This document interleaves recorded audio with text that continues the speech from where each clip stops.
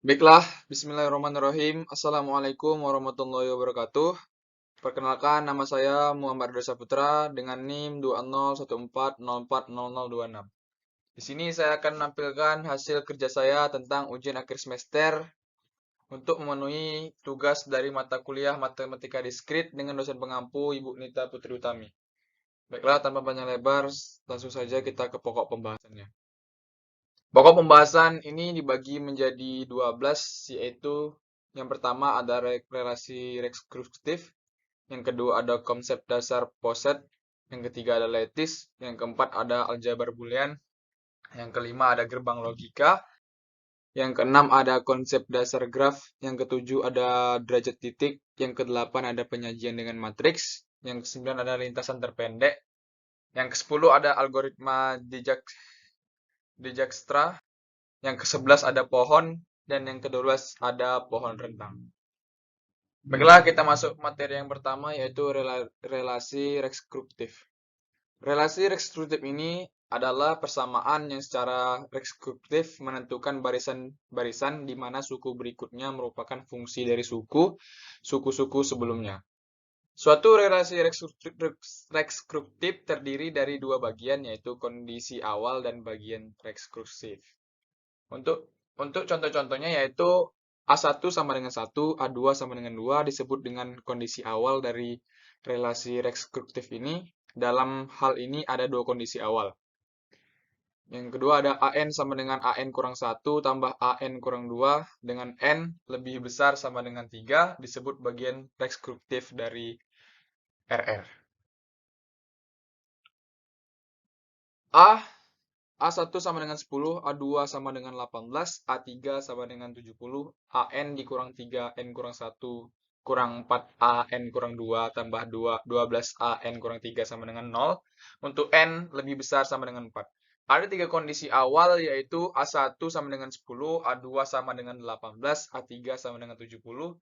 Bagian rekursitifnya yaitu AN kurang 3, N tambah kurang 1, kurang 4, A, N kurang 2, ditambah 12, A, N kurang 3, sama dengan 0, untuk N lebih besar daripada 4. Relasi rekursiv linear. Bentuk umum bagian rekursiv dari RR linear ini berderajat K, berbentuk AN tambah H1 pangkat N, AN kurang 1, tambah H2 NA kurang A, N kurang 2, tambah sampai seterusnya sampai HK, N, A, N kurang K, sama dengan Fn. Yang mana Hn dan Fn adalah fungsi dalam N, dan RR linear ini dapat diselesaikan dengan dua cara, yaitu dengan metode akar karakteristik dan fungsi pembangkit. Adapun contoh soalnya yaitu selesaikanlah RR berikut menggunakan metode akar karakteristik. A1 sama dengan 2, A2 sama dengan 6, AN kurang 4, AN kurang 1, tambah 4, AN kurang 2 sama dengan 0, untuk N lebih besar sama dengan 3. Penyelesaiannya, misalkan AN sama dengan X pangkat N, maka diperoleh XN kurang 4X N pangkat N kurang 1 ditambah 4X pangkat N kurang 2 sama dengan 0. Dengan membagi setiap suku dari XN kurang 4X N kurang 1 tambah 4X N pangkat 2 sama dengan 0, dengan X pangkat N kurang 2 diperoleh persamaan karakteristik yaitu X pangkat 2 dikurang 4X tambah 4 sama dengan 0. Jadi bila disederhanakan jadinya hasilnya X kurang 2 kuadrat sama dengan 0. Jadi akar dari persamaan karakteristik RR adalah 2, yaitu solusi umumnya adalah AN sama dengan P0 2 pangkat N tambah P1 N 2 pangkat N. Yaitu ada soal selanjutnya yaitu substitusikan kondisi awal ke solusi umum diperoleh A1 sama dengan P0 2 pangkat 1 ditambah P1 dikali 1, 2 dipangkat 1 sama dengan 2. Jadi 2 P0 tambah 2 P1 sama dengan 2, P0 tambah P1 sama dengan 1. Untuk A2-nya yaitu A2 sama dengan P0 2 pangkat 2 ditambah P1 2 dikali 2 pangkat 2 sama dengan 6, menghasilkan 4P0 tambah 8P1 sama dengan 6, 2P0 tambah 4P1 sama dengan 3, Setelah dilakukan eliminasi, diperoleh P0 sama dengan 1/2 dan P2 sama dengan 1/2. Dengan demikian, diperoleh solusi khusus RR relasi rekskriptif ini, yaitu AN sama dengan 1/2 2 pangkat N ditambah 1/2 N pangkat 2 pangkat N. Mari kita periksa kembali hasil yang tadi kita peroleh dengan solusi khusus relasi rekskriptif tadi. A1 sama dengan 1/2 2 pangkat 1 ditambah 1/2 dikali 1 pangkat 2 pangkat 1 sama dengan 2, seperti yang ada di gambar. Jadi menghasilkan A2 sama dengan 1/2 2 pangkat 2 ditambah 1/2 2 kali 2 pangkat 2 sama dengan 6. A3 tinggal digantikan aja N dengan 3. 1/2 2 pangkat 3 ditambah 1/2 kali 3 2 pangkat 3. Jadi menghasilkan 4 tambah 16, jadi hasil akhirnya itu 16. Dengan RR pada soal, A1 sama dengan 2, A2 sama dengan 6, A3 kurang 4, A2 tambah 4, A1 sama dengan 0. Jadi menghasilkan A3 kurang 24 tambah 8, yang hasil A3-nya adalah sama dengan 16. Jadi solusi khusus RR ini dengan solusi pada soal menghasilkan yang sama dengan lebih simpel menurut saya, yaitu dengan RR pada soal. Contoh soal berikutnya yaitu selesaikan relasi rekskriptif ini dengan fungsi pembangkit biasa. Dengan A0 sama dengan 1, A1 sama dengan 0, dan AN kurang 3A, N kurang 1 tambah 2A, N kurang 2 sama dengan 2 pangkat N, dengan N lebih besar sama dengan 2. Penyelesaiannya, misalkan Px sama dengan sigma dari N sama dengan 0, AN pangkat X pangkat N. Kalikan setiap suku pada bagian rekskriptif dengan X pangkat N, kemudian ambil sigmanya dari N kurang 2 sampai tak hingga. Sehingga diperoleh sigma dari N sama dengan 2, AN X pangkat N, sampai sigma dari N sama dengan 2, 2A, N kurang 2, X pangkat N, sehingga menghasilkan sigma dari tak hingga N sama dengan 2, 2N, 2 pangkat N, X pangkat N. Perubahan dari setiap ekspresi di atas ke bentuk yang familiar bagi kita menghasilkan A, sigma dari tak hingga N kurang 2, AN pangkat XN sama dengan sigma dari tak hingga N sama dengan 0, AN X pangkat N dikurang A0 kurang A1X sama dengan sigma dari tak hingga dan N sama dengan 0, AN X pangkat N dikurang 1 dikurang 0X sama dengan menghasilkan PX kurang 1. Selanjutnya bisa dilihat di layar, yaitu sigma dari tak hingga N sama dengan 2, 3A N kurang 1 X pangkat N sama dengan 3X.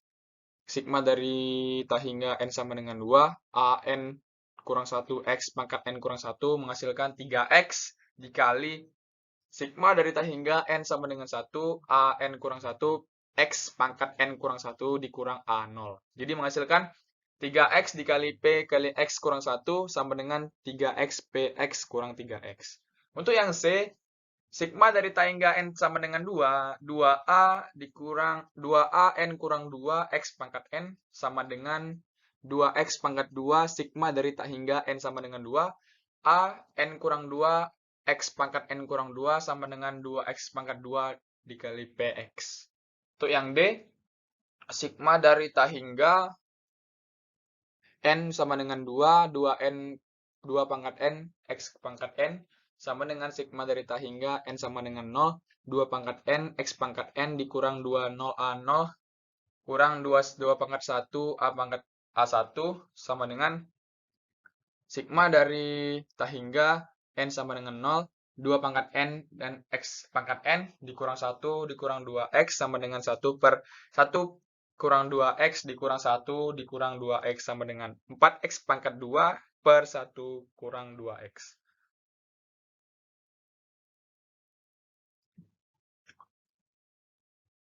Setelah semua perubahan tadi digabungkan, maka diperoleh PX dikurang 1 dikurang 3X, PX kurang 3X ditambah 2X pangkat 2 P kali X sama dengan 4X pangkat 2 per 1 kurang 2X. Yang kedua ada PX kurang 1 dikurang 3X PX tambah 3X tambah 2X pangkat 2 PX sama dengan 4x pangkat 2 dikurang 1,2. 1 dikurang 2x.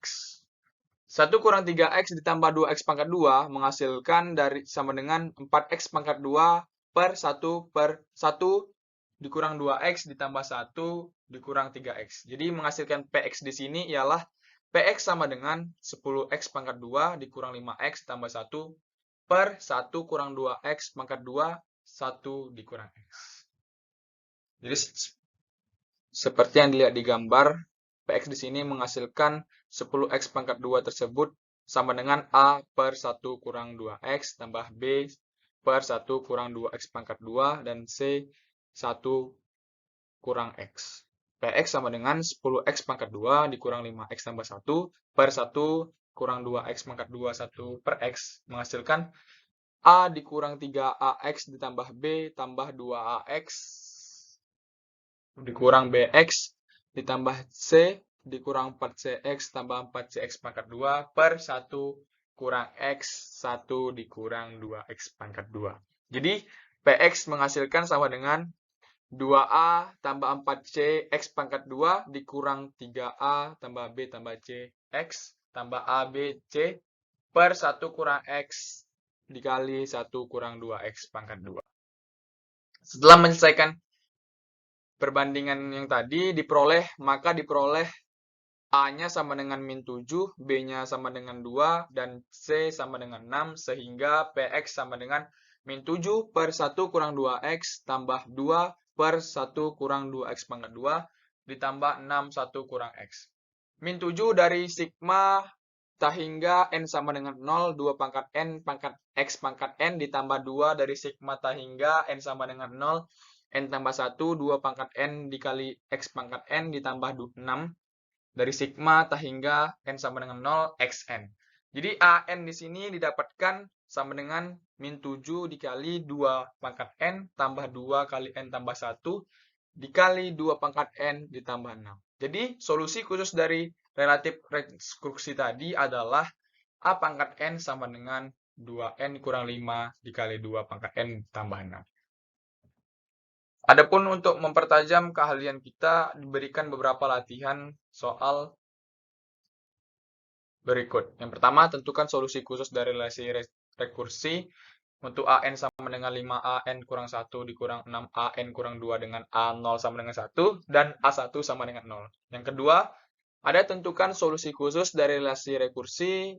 AN sama dengan 6AN kurang 1 dikurang 11AN kurang 2 tambah 6AN kurang 3 dengan A0 sama dengan 2, A1 sama dengan 5, dan A2 sama dengan 15. Dan yang terakhir ada tentukan solusi umum dari relasi rekursi AN tambah 1 tambah 2 AN pangkat N ditambah N dikali N kurang 1 AN kurang 1. Baiklah, kita masuk materi yang berikutnya yaitu konsep dasar poset.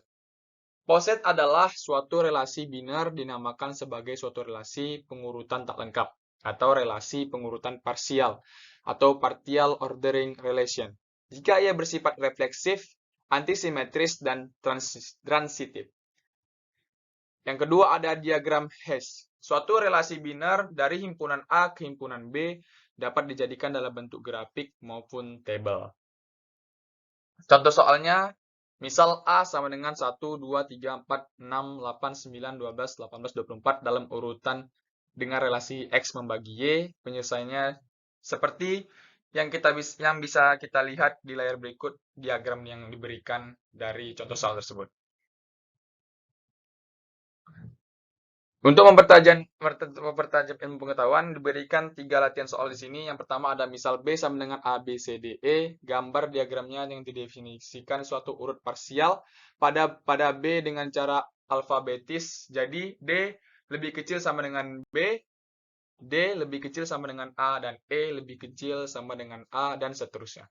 Yang kedua ada diagram suatu himpunan urut linear yang hingga yaitu suatu chain hingga yang terdiri dari sebuah pet yang sederhana. Seperti contoh pada berikut yang menunjukkan diagram dari suatu chain dengan 5 elemen. Yang soal yang terakhir adalah misalkan X, 2, 5, 10, 20, 40, 100. Definisikan X, Y sebagai Y habis dibagi X.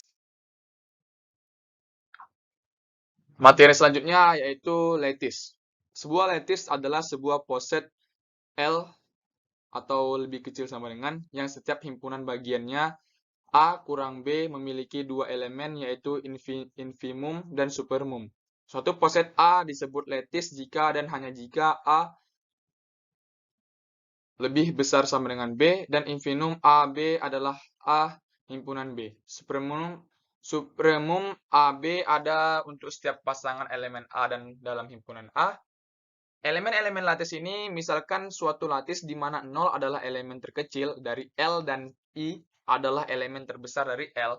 Jika A elemen L, maka A disebutkan mid irreducible jika A X himpunan dari Y mengakibatkan A sama dengan X tambah A sama dengan Y. A disebut atom jika A adalah join irreducible dan A suksesor immediate dari 0. Dan yang terakhir ada A adalah disebut komplement dari A jika A himpunan A sama dengan I dan A adalah tidak himpunan A sama dengan 0. Jenis-jenis lattice dibedakan menjadi 4, yaitu L adalah lattice terbatas jika L mempunyai sebuah elemen terkecil dan sebuah elemen terbesar. Yang kedua ada L disebut lattice komplement jika L terbatas dan semua elemen di L mempunyai komplement. Yang ketiga ada L disebut lattice distributif jika untuk semua ABC elemen L. Yang terakhir ada L disebut lattice complete jika semua subset dari L memiliki supermum dan infimum. Untuk contoh soalnya yaitu misalkan D12 1, 2, 3, 4, 6, 12 faktor-faktor dari 12 terurut oleh relasi pembagian adalah lattice. Dengan A himpunan B, KPK, AB adalah maka elemen terkecil sama dengan 1 dan elemen terbesar sama dengan 12. Komplement dari 4 adalah 3 karena 4 himpunan 3 FVB 4,3. Lattice di D bukan merupakan lattice komplit karena 6 tidak mempunyai komplement. Untuk latihan-latihannya yaitu bisa kita lihat di gambar ada dua soal yang menunjukkan mana dari poset-poset pada gambar berikut yang merupakan lattice dan mana dari poset-poset ini yang lattice dari soal-soal berikut ini. Selanjutnya ada aljabar boolean.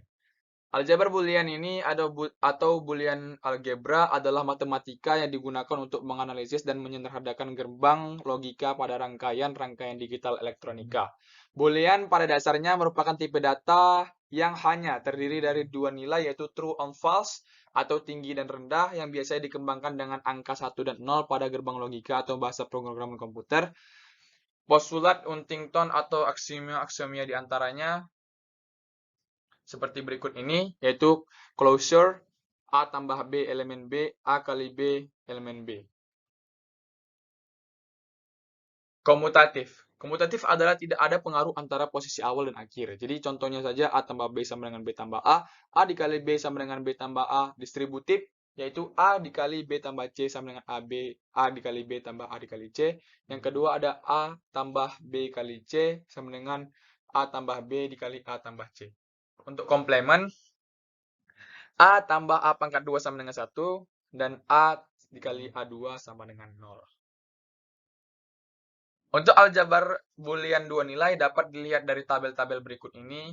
Untuk yang pertama, A dikali B, ada 0, 0, 0, 0 dikali 1, 0, 1 dikali 0, 0, 1 dikali 1 itu 1. Untuk A tambah B, itu bisa dilihat dari gambar berikut, yaitu 0, 0, 0, 1 sama dengan 1, 1, 0 sama dengan 1, 1, 1 sama dengan 1. Untuk A aksen yaitu 0, 1, 1, 0. Untuk gambar aljabar boolean berikutnya bisa dilihat dari yang layar setelah saya bagikan ini, yaitu A, B, C, B tambah C, A dikali B tambah C, A dikali B, A dikali C, dan yang terakhir ada A kali B ditambah A kali C. Itu menghasilkan angka-angka yang ada di gambar berikut.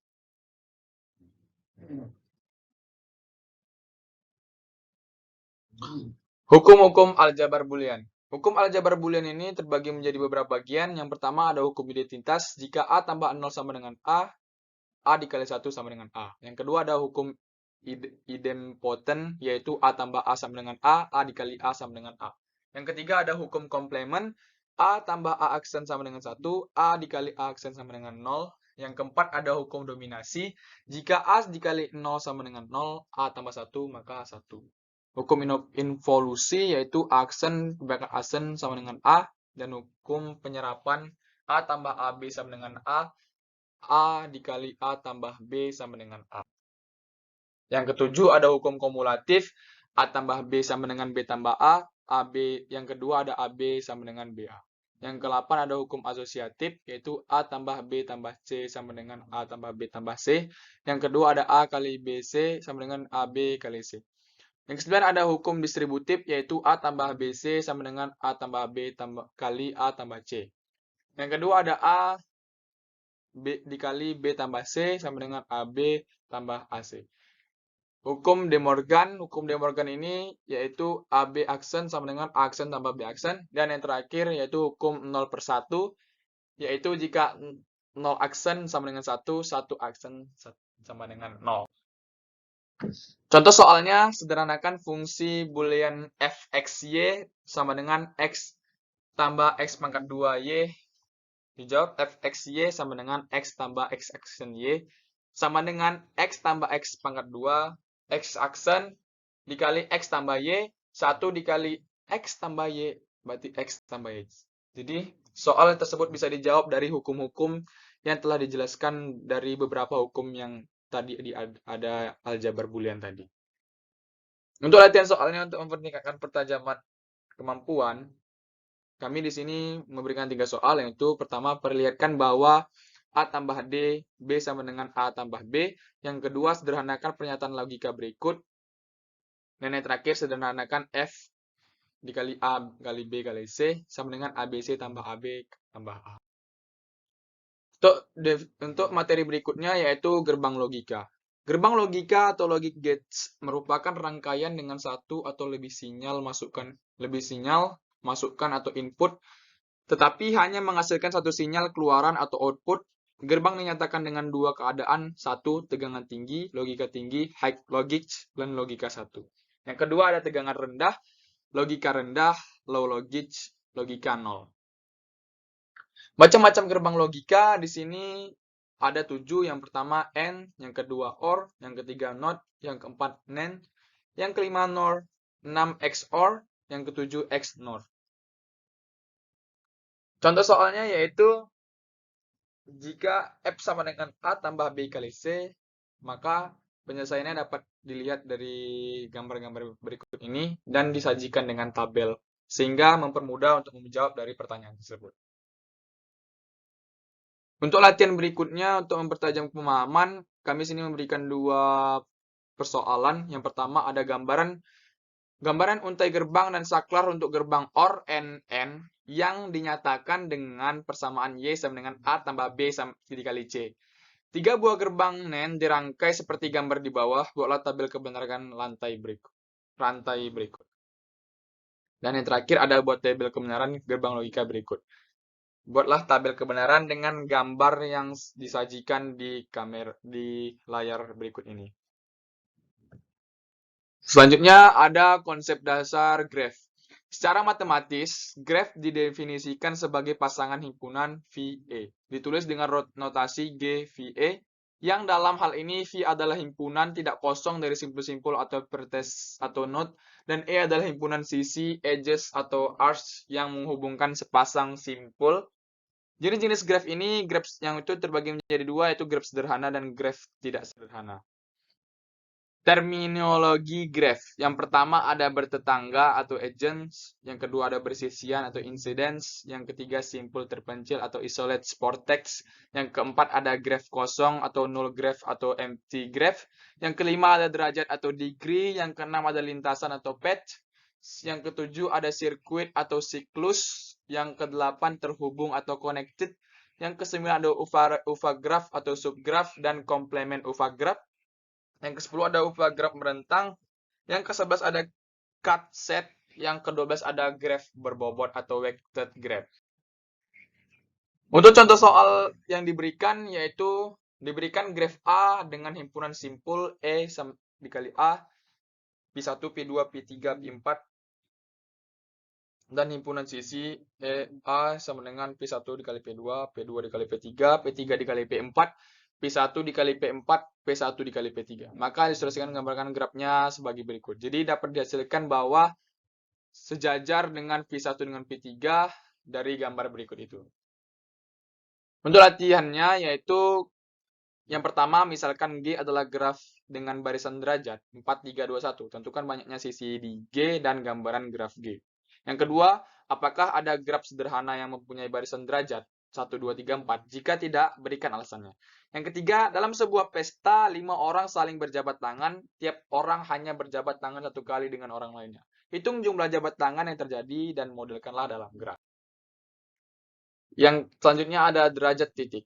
Derajat titik yaitu derajat suatu simpul pada graf yang tak berarah adalah jumlah sisi yang bersisian. Dengan simpul tersebut, notasi dV menyatakan graf simpul P. Macam-macam derajat titik ini yaitu ada simpul ganjil, simpul genap, simpul berkantung atau akhir, dan simpul terpencil. Dalam perspektif lain, macam-macam derajat titik ini ada derajat minimum, derajat maksimum, barisan dan derajat titik beraturan, dan gulung atau self-loop. Derajat pada graf berarah ini, derajat disimpulkan V dinyatakan dengan D in V derajat masuk sama dengan jumlah busur yang masuk ke simpul. D out V derajat keluar jumlah busur yang keluar dari simpul. dV dan sama dengan D in V dan tambah D out V. Jadi hasilnya bisa dilihat pada gambar berikut ini, yaitu dengan jumlah busur yang keluar dari simpul dan jumlah busur yang masuk ke simpul. Yang kedua ada derajat tidak berarah. Menghitung derajat pada graf tidak berarah merupakan jumlah keseluruhan dari derajat suatu simpul yang dapat dilihat dari gambar berikut. Yang ketiga ada lemma jabat tangan, yaitu jumlah derajat semua simpul pada suatu graf adalah genap, yaitu 2 kali jumlah sisi pada graf tersebut. Sigma dari V elemen V, D kali V sama dengan 2E. Ingatlah 2E selalu bernilai genap. Jika bernilai ganjil itu berarti bukan lemma jabat tangan. Lemma jabat tangan ini berlaku untuk graf berarah yang artinya dV, D in V tambah D out V. Contoh soalnya, peta pada jalan raya dengan persimpangan yang merupakan pertemuan 3 jalan atau lebih. Yang pertama ada pertigaan simpang 3, yang kedua ada perempatan atau simpang 4. Yang bisa kita lihat di layar kaca ini. Untuk latihannya, untuk memperkuat penajaman ilmu pengetahuan, yang pertama, apakah ada graf sederhana yang punya barisan derajat 1, 2, 3, 4? Jika tidak, berikan alasannya. Yang kedua, buktikan semua akibat dari lemma jabat tangan berikut. A, jumlah semua derajat titik pada suatu graf adalah genap. Yang kedua, ada pada suatu graf banyak titik berderajat ganjil adalah genap. Yang tiga, ada jika G graf sederhana dengan paling sedikit 2 titik, buktikanlah bahwa G mempunyai saling sedikit 2 titik berbeda dengan derajat yang sama. Selanjutnya ada penyelesaian dengan matriks. Misalnya disajikan graf G dalam matriks ruas B ukuran M kali 2, maka setiap baris matriks menyatakan ruas. Misalnya baris 4, 7 menyatakan ada ruas menghubungkan simpul 4 dan 7. Matriks agensi dari graf G yaitu matriks yang menghubungkan vertex dengan vertex tanpa ruas sejajar adalah matriks A berukuran N kali N yang bersifat yang pertama bila ada ruas PI dan VJ, dan 0 bila ada dalam hal lain. Critical path menggunakan graf berbobot dan mempunyai arah. Contohnya saja gambar berikut ini yang bisa disimpulkan dari critical path ini, yaitu ada sebuah gambar dan sebuah tabel. Yang kedua ada minimum spanning tree, merupakan yang mempunyai bobot dan tidak mempunyai arah dengan hasil penjumlahan bobotnya adalah minimum. Langkah yang dilakukan untuk membentuk minimum spanning tree ini adalah bentuk kembali semua simpul tetapi tanpa ruas, gambar dan telusuri ruas dengan bobot paling kecil, seterusnya secara ascending hingga semua simpul terhubung. Contoh soalnya bisa dilihat langsung pada layar berikut, yaitu matrix agency itu. Untuk latihannya akan memberikan 2 latihan. Yang pertama ada critical path dari simpul A ke simpul D pada graf di bawah adalah. Yang kedua ada buktikan teorema berikut setiap jalan U V dalam suatu graf memuat sebuah pad UV. Lintasan terpendek. Persoalan lintasan terpendek ini yaitu menemukan lintasan terpendek antara dua atau beberapa simpul lebih yang berhubungan persoalan pencarian lintasan. Pencarian lintasan terpendek ini dalam graf merupakan salah satu persoalan optimasi. Persoalan ini biasanya dipresentasikan dalam bentuk graf. Macam-macam lintasan terpendek. Yang pertama ada lintasan terpendek antara dua buah simpul tertentu. Yang kedua ada lintasan terpendek antara semua pasangan simpul. Yang ketiga ada lintasan terpendek dari simpul tertentu ke semua simpul yang lain. Yang keempat ada lintasan terpendek antara dua buah simpul yang melalui beberapa simpul tertentu. Untuk contoh soalnya yaitu bisa dilihat berikut ini. Lintasan terpendek dari simpul 1 ke semua simpul lain diberikan pada tabel di samping, diurut dari lintasan terpendek pertama, kedua, ketiga, dan seterusnya. Jadi simpul asalnya dan simpul tujuan bisa dicari dengan lintasan terpendek dan jaraknya beberapa, seperti yang ada di tabel berikut ini. Untuk latihan sendiri, kami memberikan dua latihan. Yang pertama ada tentukan lintasan terpendek dari titik A ke titik F. Dan yang kedua ada tentukan lintasan terpendek dari titik 1 ke titik 4. Yang selanjutnya adalah, materi selanjutnya adalah algoritma Dijkstra, atau sesuai penemuannya Edgar-Dijkstra, adalah sebuah algoritma yang dipakai dalam memecahkan jarak terpendek atau short space problem untuk sebuah graf berarah atau directed graph.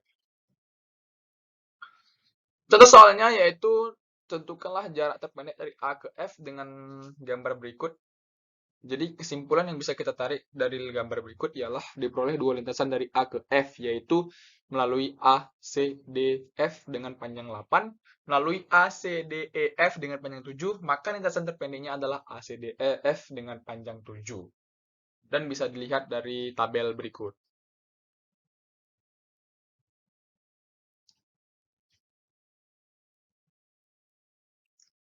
Untuk latihannya sendiri, kami berikan dua latihan, yaitu hitunglah jarak terdekat dari V1 ke V7 pada gambar berikut.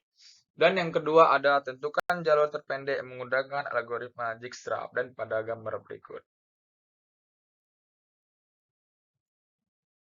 Dan yang ketiga ada tentukan panjang jalur terpendek dari A ke F dengan menggunakan algoritma Dijkstra dan hapus. Ada materi selanjutnya yaitu materi ke-11 tentang pohon. Pohon atau tree merupakan graf tak berarah yang terhubung dan tidak memiliki sirkuit. Ada dua sifat penting pada pohon, yaitu terhubung dan tidak mengandung sirkuit. Seperti yang kita lihat di tabel berikut, atau di gambar berikut, pohon G1, pohon G2, bukan pohon G3, bukan pohon G4. B. Hutan. Hutan adalah kumpulan pohon yang saling lepas atau graf tidak terhubung yang tidak mengandung sirkuit. Setiap komponen dalam graf berhubungan tersebut adalah pohon. Hutan yang terdiri dari 3 buah pohon, yaitu seperti gambar berikut. Contoh soalnya yaitu tentukan mana di antara graf-graf di bawah ini yang merupakan pohon atau hutan. Ada 4 gambar yaitu A, B, C, dan D. Untuk latihannya sendiri, yaitu pertama gambarkan sebuah contoh graf dan ketentuan berikut bila ada pohon, hutan, hutan yang bukan pohon, pohon yang bukan hutan. Yang kedua ada, dari gambar berikut ini, manakah yang termasuk pohon dan bukan pohon? Dari gambar 1, 2, 3, dan 4. Manakah yang merupakan graf pohon? Selanjutnya soal 3. Baiklah, mungkin ini saja yang dapat saya sampaikan. Kurang dan lebihnya saya mohon maaf. Kepada Allah saya mohon ampun, kepada para pendengar, kepada ibu, kepada kawan-kawan semuanya saya mohon maaf. Saya akhiri, terima kasih. Wabillahi taufiq wal hidayah. Assalamualaikum warahmatullahi wabarakatuh.